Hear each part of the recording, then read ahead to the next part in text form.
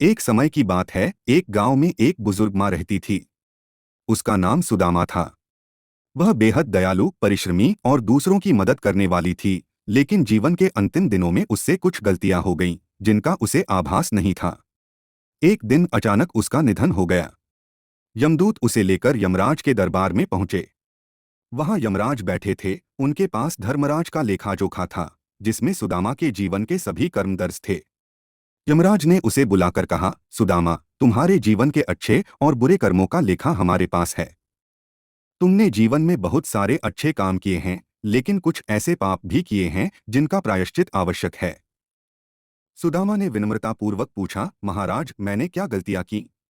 यमराज ने उत्तर दिया, तुमने अपने जीवन में कई बार गुस्से में अपने बच्चों को अपशब्द कहे, बिना सोचे समझे दूसरों को दुख पहुंचाया और कई बार गरीबों की मदद से मुंह मोड़ा।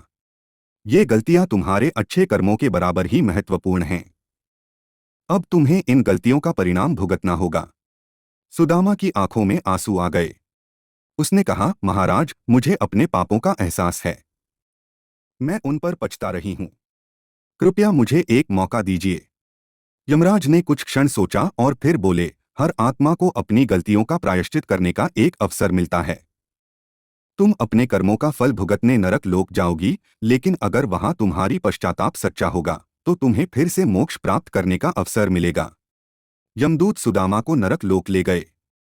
वहां उसने अपनी गलतियों का सामना किया और अपने किए पापों के लिए गहरे पछतावे के साथ प्रायश्चित किया। हर एक यातना के बाद वह और भी विनम्र होती गई, उसकी आत्मा शुद्ध होती गई। कुछ समय बाद यमराज ने उसे फिर से बुलाया और कहा, तुमने सच्चे मन से अपने पापों का प्रायश्चित किया है।